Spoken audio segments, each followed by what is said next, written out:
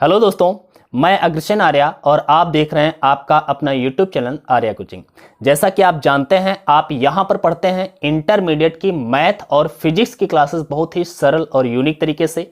तो आज मैं आपके लिए लेके आया हूं इंटरमीडिएट की फिजिक्स की क्लास। जैसा कि आप जानते हैं कि यहाँ पर एक सीरीज चल रही है न्यूमेरिकल्स की, क्योंकि बहुत सारे बच्चों के कमेंट्स हमारे पास आए थे और हमारे ऑफलाइन जो स्टूडेंट्स पढ़ते थे उनकी भी ये बहुत बड़ी प्रॉब्लम है न्यूमेरिकल्स की। उन्हें न्यूमेरिकल्स से डर लगता है, तो हमने इसी बात को ध्यान में रखते हुए एक सीरीज स्टार्ट की है, ठीक है, आप लोगों के लिए, जिसमें हम कुछ न्यूमेरिकल्स का डिस्कस कर रहे हैं, चैप्टर वाइज न्यूमेरिकल्स पढ़ रहे हैं, जिसमें से ऑलरेडी मैं 3 वीडियोस अपलोड कर चुका हूं। पहले 3 वीडियोस में हमने चैप्टर नंबर 1 के वो इंपॉर्टेंट न्यूमेरिकल्स आप लोगों को समझाने का प्रयास किया है जो अब की बार बोर्ड एग्जाम के लिए मोस्ट एक्सपेक्टेड हैं, ठीक है। तो मैं कोशिश कर रहा हूं अपनी भरपूर कि मैं आप लोगों को अच्छे से अच्छा सॉल्यूशन और अच्छे से अच्छे क्वेश्चंस प्रोवाइड कर पाऊं, जिससे आपको बोर्ड एग्जाम में बहुत ही हेल्प मिले, ठीक है। अगर आपको ये वीडियोस पसंद आते हैं तो प्लीज इस चैनल को जरूर सब्सक्राइब करिएगा और बेल आइकन को प्रेस कर दीजिएगा, और अगर वीडियो पसंद आता है तो लाइक करिएगा और अपने दोस्तों के साथ भी इसे जरूर शेयर करिएगा, ठीक है। तो चलो आज की क्लास को स्टार्ट करेंगे, लेकिन आज की क्लास को स्टार्ट करने से पहले एक बात और बता देता हूं कि अगर आपको किसी भी प्रकार की कोई प्रॉब्लम आती है या फिर अगर किसी प्रकार का मैथ और फिजिक्स का कोई क्वेश्चन है और आपसे नहीं सॉल्व हो रहा है तो आप हमें भेज सकते हैं।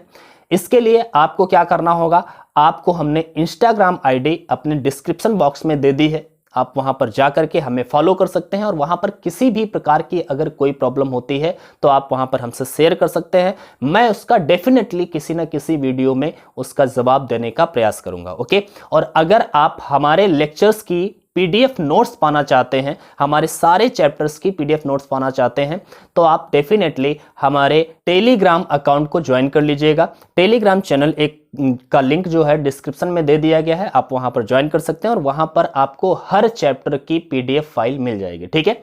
और अगर आप लेक्चर्स पढ़ना चाहते हैं तो यूट्यूब पर सारे के सारे लेक्चर्स फ्री में अवेलेबल है, आसानी से आप देख सकते हैं, ठीक है। प्लेलिस्ट में जाकर के हर चैप्टर की आपको प्लेलिस्ट मिल जाएगी।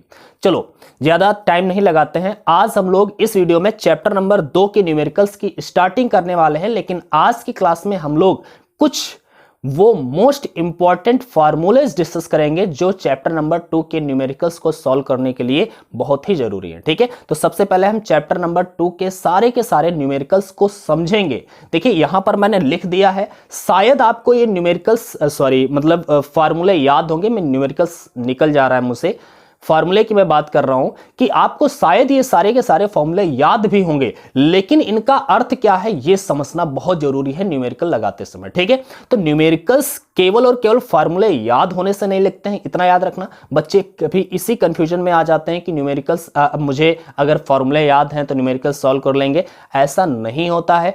अगर आपको न्यूमेरिकल सॉल्व करने हैं, अच्छे से हर प्रकार का न्यूमेरिकल सॉल्व करना है, तो आपको फार्मूले तो लर्न होने ही चाहिए, साथ साथ में उस फार्मूले का मतलब पता होना चाहिए कि कहां पर किस फार्मूले का इस्तेमाल करना है, ठीक है। तो आज हम वही डिस्कस करने वाले हैं और सारे फॉर्मूलेस का डिस्कस करेंगे आज, ठीक है। चैप्टर नंबर 2 के सारे फॉर्मूलेज हम डिस्कस करने वाले हैं, एक के बाद एक, ठीक है। तो अगर आपको ये वीडियो पसंद आए तो भाई जरूर अपने दोस्तों के साथ शेयर करिएगा और वीडियो को लाइक करिएगा, और हमारे मोटिवेशन के लिए आप छोटा सा एक पॉजिटिव कमेंट जरूर छोड़िएगा, ठीक है। तो चलो आज की क्लास को स्टार्ट करते हैं। सबसे पहले चैप्टर नंबर 2 में वैद्युत विभव की बात होती है और उसके बाद में धारिता की बात होती है, ठीक है। तो सबसे पहले हम वैद्युत विभव का ही फार्मूला यहां पर लिखे हैं, आपको दिख रहा होगा। वैद्युत विभव का जो बेसिक फार्मूला है वो क्या होता है, तो हमें पता होगा कि वैद्युत विभव की परिभाषा क्या होती है। अनंत से किसी आवेश को वैद्युत क्षेत्र के भीतर किसी बिंदु तक लाने में किए गए कार्य तथा उस आवेश के अनुपात को वैद्युत विभव कहते हैं, जिसे V से व्यक्त करते थे, ठीक है। यह परिभाषा आपने पढ़ी ही होगी और मैंने बहुत अच्छी तरीके से इसको एक्सप्लेन भी किया है। अगर आप देखना चाहते हैं तो चैनल पर सारे चैप्टर्स की प्लेलिस्ट मिल जाएंगी, आप सर्च करेंगे, प्लेलिस्ट में जाइएगा, डेफिनेटली आप अच्छे से फ्री में सारे के सारे वीडियो लेक्चर्स देख सकते हैं और फायदा उठा सकते हैं, ठीक है। यहां पर हम लोग केवल फॉर्मूले की डिस्कस करेंगे और उसके बाद में न्यूमेरिकल्स, इस पर आने वाले न्यूमेरिकल्स को भी डिस्कस करेंगे, ठीक है। तो चलो मैंने क्या बताया है, किसी वैद्युत विभव का जो बेसिक फार्मूला है, जो परिभाषा से निकलता है, वो फार्मूला वैद्युत विभव का क्या है, तो मैंने यहां पर लिख दिया है वैद्युत विभव ठीक है। वैद्युत विभव का फॉर्मूला क्या है? V = W/Q। यहां पर यह समझना बहुत जरूरी है कि W क्या है। सो W है किसी आवेश को अनंत से वैद्युत क्षेत्र के भीतर लाने में किया गया कार्य। अगर कोई आवेश अनंत पर रखा है, मतलब बहुत दूर रखा है, और उसको हम वैद्युत क्षेत्र के भीतर लाते हैं किसी भी बिंदु तक, तो कुछ कार्य करना पड़ता है। उसी कार्य को या उसी व्यय की गई ऊर्जा को ही हम लोग क्या कह रहे हैं? W। और अपान में Q। यहां पर Q क्या है? जिस आवेश को लाया जा रहा है उस आवेश की बात कर रहे हैं, ठीक है। तो जिस आवेश को लाया जा रहा है वो आवेश को भाग कर देंगे किसको? कार्य को, तो हमारा वैद्युत विभव ज्ञात हो जाएगा, ठीक है। इसके बाद में अगर हम बात करें वैद्युत विभवांतर क्या होता है, तो भाई वैद्युत विभवांतर क्या है? तो अब वैद्युत विभव किसी एक पॉइंट की बात कर रहा था। अब किन्हीं दो बिंदुओं के बीच के वैद्युत विभव में जो अंतर होता है, मान लिया इस पॉइंट का वैद्युत विभव 10 है, 10 वोल्ट, और इस पॉइंट का वैद्युत विभव 3 वोल्ट है, तो इन दोनों पॉइंट के बीच में जो विभवों में अंतर है 7 वोल्ट का है, ठीक है। उसी को हम क्या बोलेंगे? वैद्युत विभवांतर। तो वैद्युत विभवांतर किन्हीं दो बिंदुओं के बीच का विभव में अंतर जो होता है उसे हम वैद्युत विभवांतर कहते हैं, ठीक है। परिभाषा हम यहां पर नहीं डिस्कस करने वाले हैं। परिभाषा तो वैद्युत विभवांतर की यह होती है कि किसी आवेश को एक स्थान से दूसरे स्थान तक ले जाने में किए गए कार्य तथा उस आवेश के अनुपात को वैद्युत विभवांतर कहते हैं, ठीक है। मैं कहता ही जा रहा हूं कि मैं परिभाषा डिस्कस नहीं करूंगा, फिर भी मैं बोल देता हूं, कोई बात नहीं है, ठीक है। फिर भी अगर मैं परिभाषाएं सारी बताता चलूंगा तो फिर ये वीडियो लेक्चर बहुत लंबा होने वाला है, ठीक है। तो मैं परिभाषाएं यहां पर डिस्कस नहीं कर रहा हूं। अगर आप चाहते हैं कि इन शॉर्ट वीडियो में सारे के सारे चैप्टर्स के वीडियोस शॉर्ट में बनाऊं और शॉर्ट में सारी परिभाषाएं और डेरिवेशन करवाऊं, तो आप कमेंट करेंगे तो मैं कोशिश करूंगा कि मैं उस पर भी कार्य करूं, ठीक है। चलो, अभी के लिए वैद्युत विभवांतर किन्हीं दो बिंदुओं के बीच के विभवांतर को, विभव के अंतर को वैद्युत विभवांतर कहते हैं। और इसके लिए फॉर्मूला क्या होता है? Delta V = W/Q। अब वैद्युत विभव और वैद्युत विभवांतर में अंतर क्या है? तो भाई वैद्युत विभव में W जो था वो अनंत से किसी बिंदु को, आवेश को अनंत से वैद्युत क्षेत्र के भीतर लाने में किया गया कार्य था। यहां पर जो W है ये भी कार्य है, लेकिन ये अनंत से लाने में किया गया कार्य नहीं है, वो किसी एक बिंदु से दूसरे बिंदु तक ले जाने में किया गया कार्य है, ठीक है। तो इसमें ज्यादा कोई खास बात नहीं है, ये आपको ऐसे ही लर्न रखना है, ठीक है। इसके बाद में अगर हम चर्चा करें डेल्टा V विभवांतर द्वारा आवेश Q को त्वरित करने में आवेश द्वारा अर्जित वेग। मतलब कहने का यह है, मान लिया इस बिंदु का आवेश 10 वोल्ट है और एक बिंदु का आवेश 20 वोल्ट है, ठीक है। अब किसी आवेश को यहां से छोड़ा जाएगा। देखो, जब आवेश दो तरफ वैद्युत विभव उत्पन्न होता है तो सिंपल सी बात है, उनके बीच में वैद्युत क्षेत्र बन जाएगा। और वैद्युत क्षेत्र बन जाएगा तो होगा क्या कि आवेश इसके बीच में अगर आप रख देंगे तो उस वैद्युत क्षेत्र के प्रभाव के कारण आवेश उच्च विभव से निम्न विभव की ओर बढ़ने लगेगा। मैंने क्या बोला? ध्यान से सुनिएगा।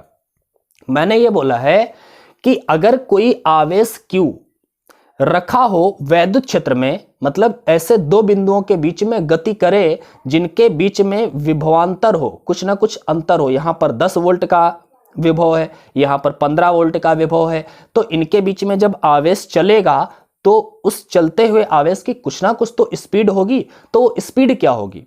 ठीक है, कहने का मतलब है अगर यहां पर 10 वोल्ट का है, यहां पर 25 वोल्ट का है तो स्पीड कुछ ज्यादा होगी, और यहां पर 10 वोल्ट है, यहां पर 15 वोल्ट है तो स्पीड कुछ कम होगी, क्योंकि विभवांतर 10 और 25 के बीच में जो अंतर था वो कितना था? 15 का।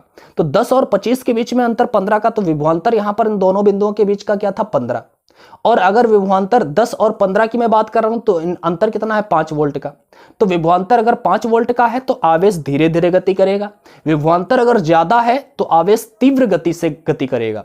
तो हम फार्मूला किसका बता रहे हैं आपको कि अगर डेल्टा V विभवांतर है किन्हीं दो बिंदुओं के बीच में, तो उस स्थिति में अगर कोई आवेशित कण गति करता है तो उसका वेग क्या होगा, यह फार्मूला मैं समझा रहा हूं, बच्चा समझिए। और अगर आप लेटे हैं तो बैठ जाइए, बैठ करके फार्मूले को, मेरी बात को ध्यान से सुनिए। और मैं ये वादा करता हूं कि अगर आप हमारे वीडियोस को रेगुलरली देखते रहेंगे तो आपका न्यूमेरिकल का जो डर है वो समाप्त हो जाएगा, ये मेरी गारंटी है। ठीक है, बस आपको ध्यान से पढ़ना है, मेरी हर एक बात को ध्यान से समझना है। ठीक है, तो यहां पर मैंने क्या बताया कि डेल्टा V विभवांतर द्वारा आवेश Q को त्वरित करने में या गति कराने में जो वेग अर्जित करेगा, जो स्पीड होगी उस आवेश की, वो क्या होगी? फॉर्मूला है V = रूट के अंदर है 2 Q डेल्टा V अपान M। यहां पर Q तो आवेश है, जिस आवेश को हम गति करा रहे हैं, डेल्टा V विभवांतर है दो बिंदुओं के बीच का, जितना भी विभवांतर होगा, और M क्या है, उस आवेशित कण का द्रव्यमान है जिस आवेशित कण को हम गति करा रहे हैं। ओके, तो ये हो गया हमारा फॉर्मूला। ये फॉर्मूले दिमाग में ऐसे सेट रखने, जब ये सेट हो जाएंगे ना तो आराम से आप न्यूमेरिकल सॉल्व कर पाएंगे। अभी हम लोग न्यूमेरिकल्स का डिस्कस करेंगे, तब आपको समझ में आएंगे सारे फॉर्मूले कितने इंपॉर्टेंट है। ओके, चलो अगली बात करें अगर, तो यहां पर दिया है किसी बिंदु आवेश के कारण वैद्युत विभव। किसी बिंदु आवेश के कारण वैद्युत विभव, अगर बात करें चैप्टर नंबर 1 में हमने बताया था किसी बिंदु आवेश के कारण वैद्युत क्षेत्र की तीव्रता E इक्वल टू के क्यू अपान आर स्क्वायर। ये फॉर्मूला आपको बताया था मैंने, ठीक है।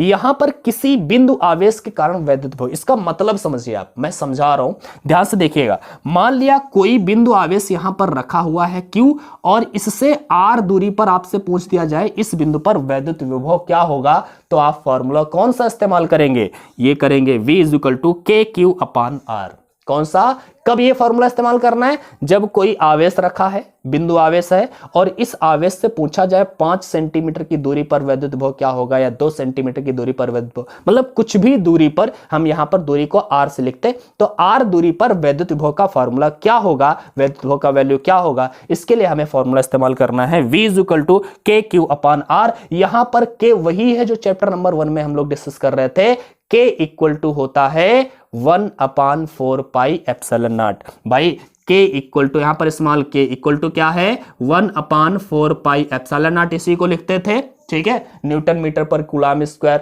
यही था। और या फिर इसका जो वैल्यू था 9 × 10⁹ याद होगा आपको, अगर नहीं याद है तो मैंने यहां पे लिख दिया है, ठीक है। आप अभी स्क्रीनशॉट ले लेना भाई, अभी मैं सारे समझा देता हूं, फिर मैं हट जाऊंगा, आराम से स्क्रीनशॉट ले लेना, लर्न कर लेना, 1-2 बार अपने से रिवाइज कर लेना। मैं आपको फॉर्मूले को समझा रहा हूं, कहां पे कौन सा फॉर्मूला अप्लाई करना है, ठीक है। चलो आगे बढ़ते हैं। इसके बाद में क्या है, वैद्युत द्विध्रुव की अक्षीय स्थिति में वैद्युत विभव। मैंने पिछले वाले चैप्टर में भी डिस्कस किया था वैद्युत क्षेत्र की तीव्रता को, वैद्युत द्विध्रुव की अक्षीय स्थिति में वैद्युत क्षेत्र की तीव्रता, उसके बाद में वैद्युत द्विध्रुव की निरक्षीय स्थिति में वैद्युत क्षेत्र की तीव्रता। यहां पर हम क्या बता रहे हैं, वैद्युत द्विध्रुव की अक्षीय स्थिति में वैद्युत क्षेत्र की तीव्रता। अब अक्षीय स्थिति का मतलब क्या है आपको पता होगा, लेकिन यहां फिर भी हम बता देते हैं। मान लिया वैद्युत द्विध्रुव है, ठीक है, तो वैद्युत द्विध्रुव का अक्ष ये है, और इस अक्ष पर कोई भी बिंदु आप ले लेंगे और आपसे पूछ दिया जाए, इसके अक्ष पर किसी भी बिंदु पर पूछ दिया जाए कि वैद्युत विभव का फॉर्मूला क्या होगा या वैद्युत विभव का मान क्या होगा, ऐसी स्थिति में आपको फॉर्मूला यूज करना है वैद्युत द्विध्रुव की अक्षीय स्थिति में वैद्युत क्षेत्र की तीव्रता, ठीक है। तो वैद्युत द्विध्रुव की अक्षीय स्थिति में वैद्युत क्षेत्र की तीव्रता का फॉर्मूला क्या है, v equal to K P upon R cube. k क्या है यहां पर, तो k यही वाला है 1/4 पाई एप्सिलॉन नॉट, जिसका वैल्यू 9 × 10⁹ न्यूटन मीटर स्क्वायर पर कूलम स्क्वायर होता है, ठीक है। यहां पर अपान में, सॉरी ये p क्या है, तो p होता है वैद्युत द्विध्रुव आघूर्ण। ये चैप्टर नंबर 1 में हमने एक्सप्लेन किया था, ठीक है। p क्या है, वैद्युत द्विध्रुव आघूर्ण, जिसका वैल्यू क्या होता है, p इज इक्वल टू होता है 2ql, या फिर इसी को हम q × r भी बोलते थे, ठीक है। आपने चैप्टर नंबर 1 वाला अगर लेक्चर देखा है तो आपको अच्छे से पता होगा, और भाई देखिए जरूर, अगर नहीं देखे हैं तो अभी देखिए, ठीक है, अभी देखिए, आपको अच्छे से समझ में आ जाएगा। और ये मैं वादा कर रहा हूं बार बार आपसे कि अगर आप यहां पर रेगुलरली वीडियोस देखते रहेंगे तो आपका न्यूमेरिकल का डर जरूर खत्म हो जाएगा, ये मेरी गारंटी है, ठीक है। तो चलो आगे बढ़ते हैं, आगे देखते हैं वैद्युत स्थितिज ऊर्जा का फॉर्मूला क्या है। वैद्युत स्थितिज ऊर्जा, बहुत सारी स्थितिज ऊर्जा हमें पढ़नी है, यहां पर मैं वैद्युत स्थितिज ऊर्जा की बात कर रहा हूं। जब कोई दो आवेश बहुत दूर स्थित होते हैं अनंत पर, उनको परस्पर समीप ला करके एक निकाय की रचना करते हैं, तो उस निकाय की रचना करने में कुछ कार्य करना पड़ता है, वही कार्य उस निकाय की स्थितिज ऊर्जा कहलाता है, ठीक है। तो यहां पर आपको ये सब बातें, परिभाषा की मैं बात नहीं कर रहा, यहां पर बस मैं डिस्कस कर रहा हूं कि वैद्युत स्थितिज ऊर्जा का जो फॉर्मूला है वो क्या है। तो वैद्युत स्थितिज ऊर्जा का फॉर्मूला है U इज इक्वल टू के Q1 Q2 अपान आर।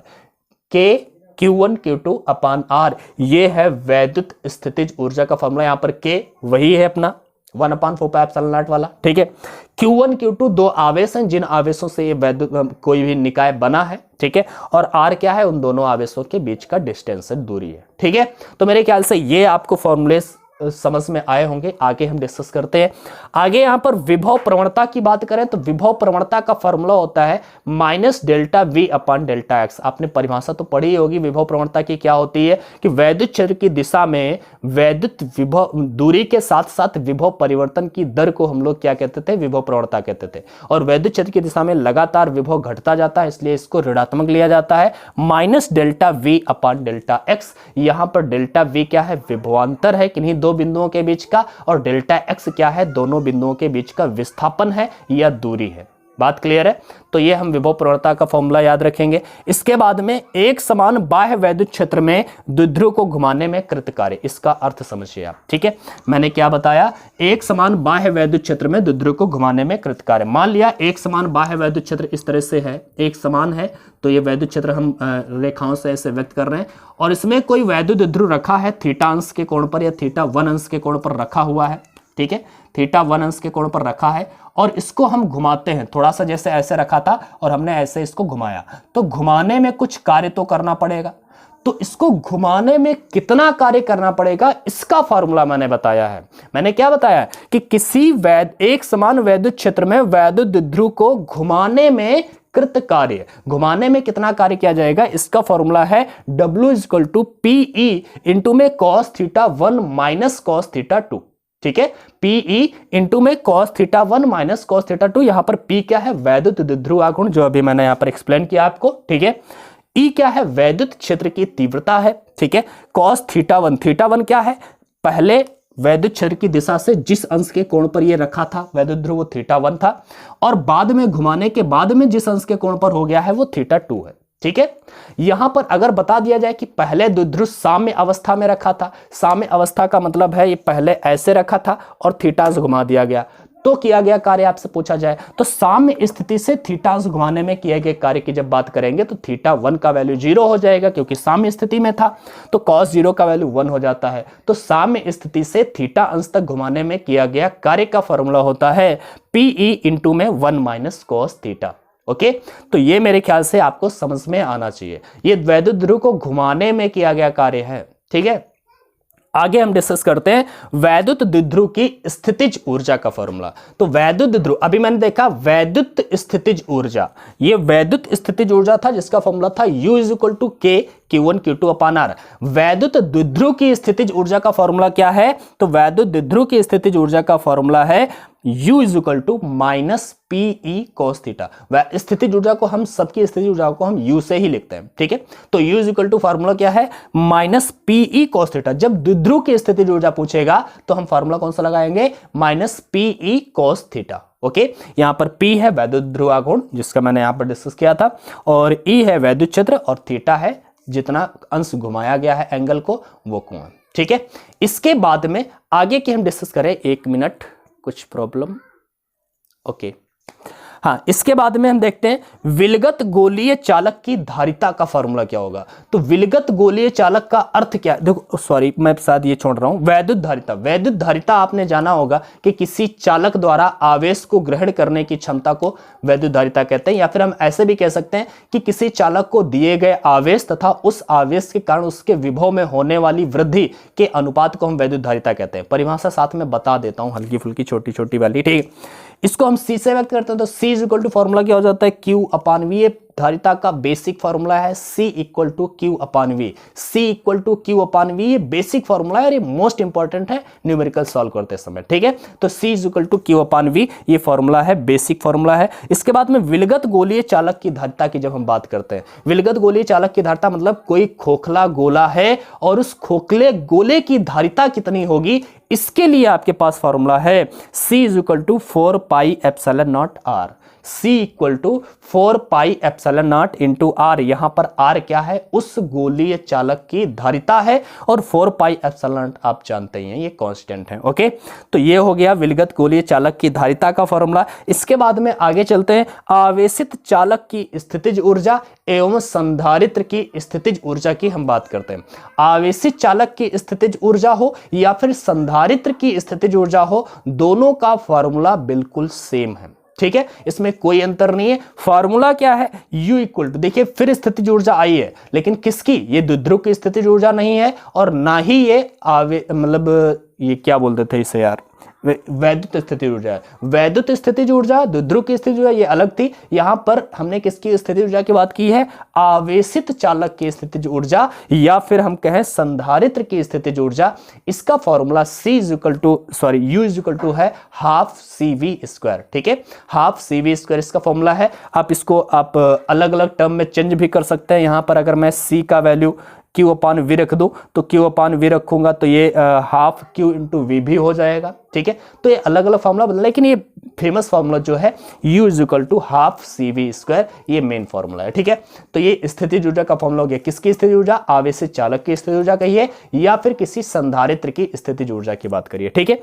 इसके बाद में आगे चलते हैं, संधारित्र पर प्रेरित आवेश, इसका क्या अर्थ है भाई, अगर कोई संधारित्र है जिनकी दो प्लेटें होती हैं, इस पर भी आवेश है, इस पर भी आवेश है, और इनके संधारित्र पर प्रेरित आवेश नहीं है बच्चा, ये संधारित्र के प्लेटों के बीच में जो परावैद्युतांक रखा जाता है, परावैद्युत पदार्थ रखा जाता है, उस परावैद्युत पदार्थ पर प्रेरित आवेश है भाई, ठीक है। ये मुझसे थोड़ा सा गलत लिख गया है, संधारित्र पर प्रेरित आवेश की बात नहीं कर रहा है, ये कर रहा है संधारित्र की प्लेटों के बीच में परावैद्युत पदार्थ पर प्रेरित आवेश। मतलब दो प्लेटें हैं, दोनों प्लेटों पर आवेश है और इसके बीच में अगर कोई परावैद्युत पदार्थ की पट्टी रख दी जाए तो भाई इसका ध्रुवण होता है। ये मैंने पूरा डिस्कस किया है लेक्चर्स में, जब मैं वीडियो लेक्चर्स अगर देखना चाहते हैं देख सकते हैं। यहां पर मैं केवल इसकी चर्चा करूंगा कि जब प्लेटों के बीच में परावैद्युत पदार्थ रखा जाएगा तो परावैद्युत पदार्थ की सिरों पर भी आवेश उत्पन्न हो जाता है, ठीक है। तो ये इस पर आवेश जो उत्पन्न होता है उसे हम प्रेरित आवेश कहते हैं। तो ये प्रेरित आवेश, कितना आवेश प्रेरित हो जाता है, मतलब कितना आवेश इस पर आ जाता है परावैद्युत पदार्थ पर, उसका फॉर्मूला है Q' equal to Q into 1-1/K। यहां पर Q क्या है, वो है Q है संधारित्र की प्लेटों पर उपस्थित आवेश। Q' क्या है, ये मतलब इस पर परावैद्युत पदार्थ पर प्रेरित आवेश है, और Q क्या है, संधारित्र पर उपस्थित आवेश। तो संधारित्र पर उपस्थित आवेश Q इंटू 1-1/K। यहां पर K ये वाला नहीं है, वो कैपिटल K है, जिससे हम परावैद्युतांक कहते हैं। इस परावैद्युत पदार्थ का परावैद्युतांक जितना भी होगा, और मैंने पिछले वाले वीडियो लेक्चर में बताया था कि परावैद्युतांक हमेशा 1 से ज्यादा होता है। वायु या निर्वात के लिए 1 होता है, अन्य सभी माध्यमों के लिए 1 से ज्यादा होता है, ठीक है। आगे की बात करते हैं, समांतर प्लेट संधारित्र की धारिता।